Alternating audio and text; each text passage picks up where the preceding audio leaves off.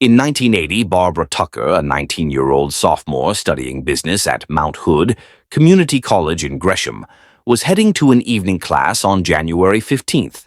As she emerged unexpectedly from a dense wooded area on Northeast Kane Drive, several vehicles had to swerve and brake to avoid colliding with her, with one driver nearly failing to stop in time. Barbara, with mud and blood on her face, was frantically waving her arms to signal passing cars, yet none stopped to assist her. Shortly thereafter, a mysterious man also appeared from the woods, seized Barbara by the arm, and pulled her back into the underbrush. Witnesses later reported to the police that they believed it was merely a prank or a youthful game among college students. The following morning, a fellow student discovered Barbara's lifeless body hidden in the shrubs. She was partially clothed, had suffered physical assault, and had been brutally beaten to death. The identity of the strange man remained unknown, and for 44 years many, including Barbara's siblings, held little hope that he would ever be apprehended. Who was this enigmatic figure? What was his relationship with Barbara, and what factors contributed to the prolonged duration of this unresolved case? On February 25, 1960, in Portland, Oregon, Louise and Albert Tucker welcomed their youngest daughter, Barbara May Tucker, into the world, making her the seventh child in the family. Affectionately known as Barbie, she was characterized by her strength, height, and athleticism, which she showcased on the basketball court at Cleveland High School. Her talents led her to compete nationally and earn accolades while she was also active in the Distributive Education Clubs of America, a group dedicated to students pursuing careers in business and retail. During the summer months, she gained work experience at Sears. Friends and family often described her as both goofy and ambitious. Notably, Barbara was the first member of the Tucker family to attend college. She had a passion for writing songs and poems, and she enjoyed playing the guitar, with aspirations of one day opening her own craft supply store after earning a business degree. Despite being the youngest, Barbara cultivated a strong sense of independence. Following her high school graduation, she relocated to Gresham to enroll at Mount Hood Community College. Tragically, Barbara's life was cut short at the age of 19, just 2 years into her college journey. On the evening of January 15, 1980, she attended a class on consumer credit practices and had shared her plans for the night with her mother. Although the weather was rainy and cold, she intended to enjoy ice cream with a friend after class. Eyewitnesses reported seeing Barbara emerge from the wooded area on the west side of the campus, seemingly waving to someone, but no one stopped to check on her. One witness later recounted seeing a man lead her back into the woods. The next sighting of Barbara was a tragic one. She was found lifeless among the trees, partially undressed with her purse and books nearby. Authorities responded promptly, and a medical examiner concluded that she had been physically assaulted and beaten to death. An investigation was launched, but it yielded little progress, as there was a lack of evidence and the numerous eyewitness accounts proved unhelpful to the case. The peculiar appearance of the mysterious man faded from memory, leaving no clear image behind. As time passed, Barbara's case began to grow cold, and her family found it increasingly difficult to cope with the loss. Barbara's father, Albert Tucker, was deeply affected by her death. His other children recalled that the first time they witnessed their father in tears was upon hearing the tragic news. In the subsequent weeks, months, and years, Albert's grief was palpable. He would leave the room at the mere mention of Barbara's name. Tragically, he passed away in 1989, never having found closure regarding his beloved daughter. In contrast, her mother, Louise Tucker, expressed her sorrow in a different manner. She clung to the memories and belongings of Barbara, planting a single yellow rose in the garden of their family home. This rose bush thrived, much like Barbara, blooming each spring. Louise frequently wrote letters to the Multnomah County District Attorney's Office, where Norm Frink served as chief deputy during the 1980s. Norm recalled the numerous letters from Louise and his own frustration at the lack of progress in the case. Louise passed away in 1995, carrying the weight of guilt until her last days, believing that allowing Barbara to attend college in Gresham was a mistake. On the rainy evening of January 15, 1980, the Tuckers suspected that Barbara had accepted a ride from a stranger to reach her campus. Louise often lamented that if Barbara had chosen a college closer to home, she might have avoided getting into that car, and one of her siblings could have driven her, ensuring her safety. While Barbara remained forever 19 in the hearts and photographs of her friends, they continued to age and pursue their aspirations. Maria Adrian, Barbara's childhood best friend, was deeply impacted by the tragic murder of Barbara. As Maria married and became a mother, she found herself anxiously anticipating the milestones that Barbara would never experience. Once her children graduated from college, married, and established their own lives, Maria felt a sense of relief. She noted that Barbara's case had grown cold, eventually becoming the oldest unsolved homicide in Oregon. But this was about to change. In 2000, swabs collected during Barbara's autopsy were sent to the Oregon State Police Crime Lab for examination, where a DNA profile was successfully developed.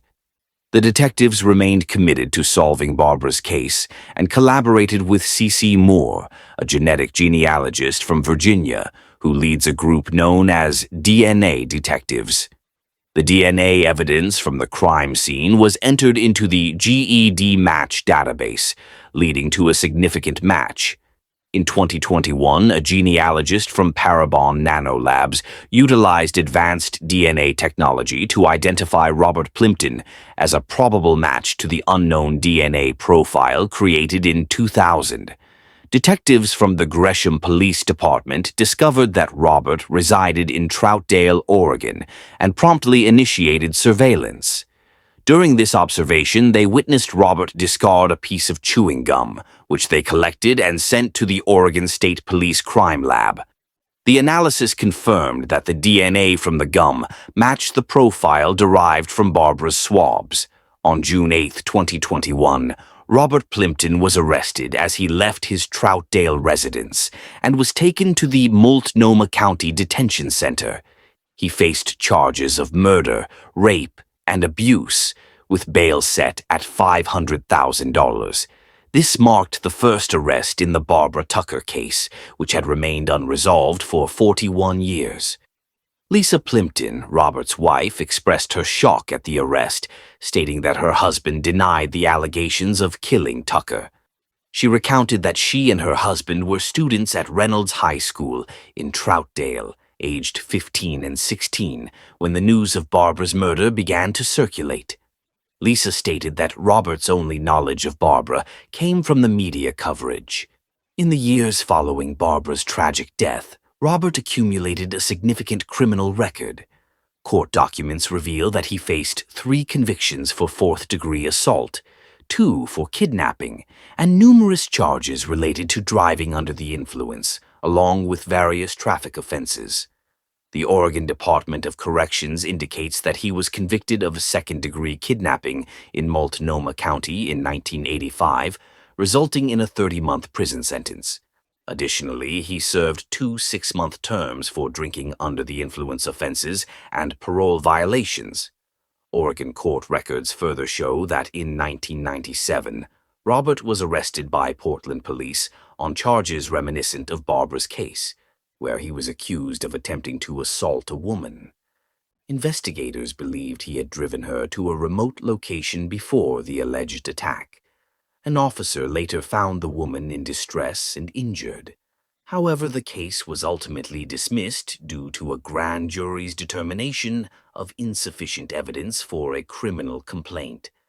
Lisa asserted that her husband had transformed his life and maintained sobriety for 25 years. At the time of Robert's arrest, he had been married to Lisa for 18 years, and they had a son together. Friends and family of Barbara expressed their discomfort and disappointment at the realization that her assailant had been living nearby for over 4 decades without anyone being aware. Troutdale is located 16 miles east of Portland and 6 miles northeast of Gresham. Robert pleaded not guilty to the charges, asserting that he did not match the suspect's description. The trial commenced on February 26, 2024, and concluded on March 15th, with Chief Deputy District Attorney Kirsten Snowden and Senior Deputy District Attorney Todd Jackson representing the state, while Robert was defended by Stephen Howes. Robert Plimpton from Troutdale appeared in court on Wednesday to address charges of murder, rape, and abuse. This virtual hearing had been anticipated for some time. Robert's defense opted for a bench trial presided over by Multnomah County Circuit Court Judge Amy Baggio instead of a grand jury proceeding. The trial concerning the assault and murder of Barbara Tucker commenced. Attorney Kirsten Snowden informed the court that there was no evidence linking 16-year-old Robert to 19-year-old Barbara. The defense contended that there was clear and reasonable doubt regarding the identity of Barbara's assailant. Eyewitnesses at the scene, along with the state's witnesses, testified that the individual seen dragging Barbara into the bushes was approximately her height, with some stating he was taller. This would suggest that the assailant was nearly or over 6 feet tall, while Robert stands at 5 feet 8 inches tall. The defense attorney also pointed out that the only DNA evidence presented by investigators was a piece of chewing gum found on the ground, and they did not test Robert's clothing to verify the findings from the Oregon State Police Crime Lab. Judge Baggio rendered her verdict on March 15, 2024, finding Robert guilty of 1 count of first-degree murder and 4 counts of various second-degree murder theories. The judge noted that the prosecution did not establish beyond a reasonable doubt that Robert assaulted Barbara while she was alive, which led to his acquittal on the assault charge. Nonetheless, it was clear that Robert inflicted fatal injuries to Barbara's face and head. While sentencing is forthcoming before Judge Baggio, he remains in custody in Multnomah County. Barbara's siblings expressed their relief and happiness upon learning of the arrest in her case. 2 members of the Tucker family present during the verdict hearing were seen weeping and embracing each other after the announcement of Robert's verdict. Barbara's elder sister expressed her doubts about the possibility of ever solving the case, yet the family was overjoyed that what once seemed an unyielding mystery has now been resolved. Although it took 44 years and their parents were unable to witness this moment, they felt a sense of justice for their beloved Barbie at last. In the serene community of Prunedale, California, a haunting mystery from 1991 has emerged once again, now accompanied by significant new developments. For over 30 years, the tragic double homicide of a restaurant owner, George Smith, and his elderly mother-in-law, Eva Thompson, remained unresolved. However, recent advancements in DNA analysis have led to the arrest of a former employee, reigniting interest in this unsettling case and prompting many to question the circumstances surrounding it. George Smith and his wife, Anna, were prominent figures in their town, operating Smith's Restaurant, a beloved family diner located on El Camino Real. This establishment was a treasured part of the community, known for its inviting ambiance and delectable cuisine, attracting patrons from both near and far. At 67 years old, George was the recognizable face of this flourishing business, which had become integral to the social fabric of Prunedale. Anna played a vital role in both the restaurant and their home life, overseeing daily operations and nurturing their household. Their lives were deeply connected to the community they served with dedication. Eva Thompson, Anna's 79-year-old mother, resided with them, dependent on a hospital-style bed due to her mobility challenges. Despite her limitations, Eva was a cherished member of the family, providing a sense of comfort and stability in the Smith household. On November 11, 1991, what began as a crisp autumn day transformed into a nightmare for the Smith family and the close-knit town of Prunedale. After a day of errands, Anna Smith returned home in the early evening to find her residence, which also served as their popular restaurant, had become a crime scene. George Smith was found in his office, having suffered a violent attack.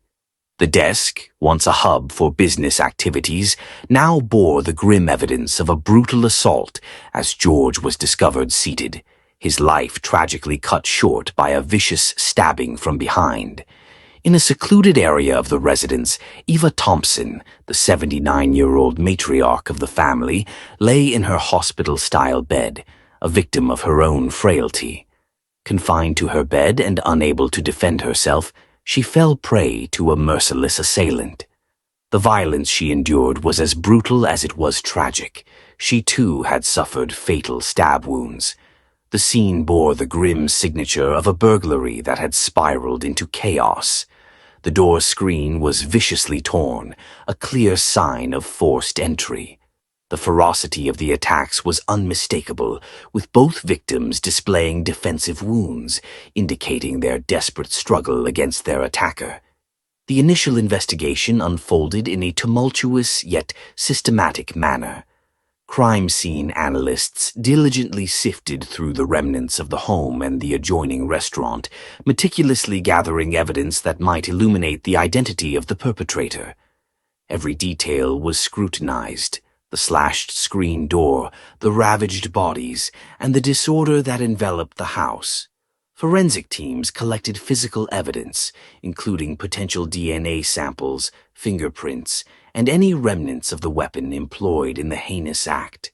As the investigation progressed, focus shifted to possible suspects. Given the nature of the crime, a burglary executed with a knife, investigators considered individuals who might possess both motive and familiarity with the property. The sheriff's office faced the formidable challenge of constructing a case amidst a dearth of leads.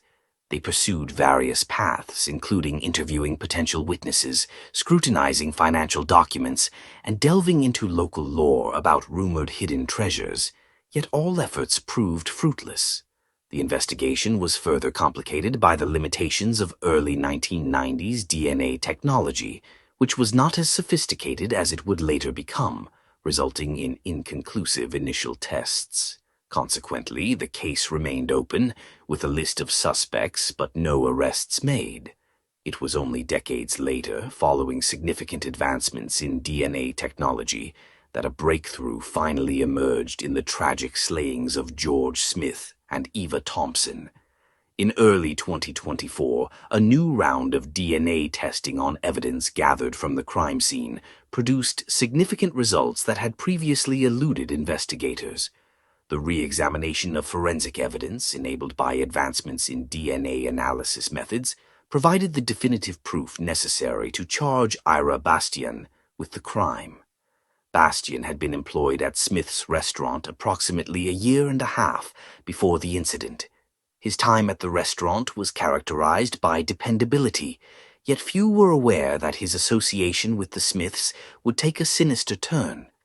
Given his previous employment and familiarity with the Smiths, he emerged as a primary suspect in 1991. However, he was not arrested at that time due to insufficient evidence. The renewed investigation concentrated on the DNA samples obtained from the crime scene, including those found on the weapon and at the points of forced entry. The advanced testing techniques, which surpassed the capabilities of early 1990s technology, enabled investigators to confidently match the DNA to Bastian. This breakthrough not only connected him to the crime, but also substantiated his involvement in the violent acts against the Smiths. As the evidence accumulated, so did the inquiry into Bastian's possible motives. One theory suggested that the murders were motivated by a quest for hidden treasure. There were rumors within the Prunedale community that George Smith and his wife had buried valuable items, such as gold coins or rare currency, on their property. This notion of buried treasure became a pivotal aspect of the case, igniting speculation regarding Bastian's potential reasons for targeting the Smiths. His previous role at Smith's restaurant provided him with unique knowledge of the property layout and the owner's routines, leading investigators to consider whether this familiarity could have facilitated the crime and influenced his motive. Should Bastian have been privy to any whispers regarding concealed treasures, it would have undoubtedly served as a compelling motive for his alleged actions. The octogenarian Ira Bastian, aged 85, was apprehended on July 15, 2024, and taken into custody without any resistance. In the wake of his arrest, he faced charges of 2 counts of first-degree murder. During his arraignment on July 16, 2024, Bastian entered a plea of not guilty. His defense is expected to concentrate on disputing the DNA evidence and scrutinizing the particulars of the purported motive. What was once a dormant investigation, hindered by a lack of evidence, was revitalized through state-of-the-art DNA technology, enabling law enforcement to connect Ira Bastian to these heinous acts. For the Smith and Thompson families, as well as the community of Prunedale, this case serves as a harrowing reminder of the devastating effects of violence, particularly against the elderly and vulnerable. As the judicial proceedings progress, there exists a shared hope that justice will ultimately provide a semblance of closure to a case marked by such senseless cruelty. What compels an otherwise unremarkable individual to engage in an act of unimaginable violence? How does a community come to terms with the devastating loss of one of its cherished members? These profound inquiries form the essence of the tragic narrative surrounding Dorothy Thomas, a cherished 27-year-old employee at New Way Cleaners in Tallahassee, Florida, during the 1950s. Her life was abruptly extinguished in a shocking incident that has confounded investigators and haunted the local populace for generations.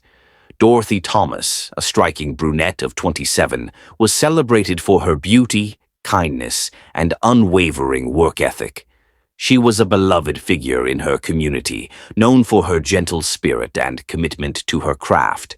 However, everything changed on September 6, 1957, when a Coca-Cola delivery man, Clarence, stumbled upon her in the bathroom of the dry cleaners at 9:04 a.m. Finding the establishment deserted, he initially mistook her for someone who had merely fainted, only to discover the grim reality of her lying in a pool of blood. An autopsy later revealed that Dorothy had suffered over 20 stab wounds to her head and neck, resulting in fatal blood loss. The investigation initially zeroed in on Kenneth Thomas, her husband, whose alibi was corroborated by several independent witnesses detailing his activities on the morning of the tragedy. The focus then shifted to Harry Barth, who became a primary suspect when his dry cleaning was found on the counter. The master log of the cleaners indicated that Barth's name had been crossed out, signifying he had already collected his garments.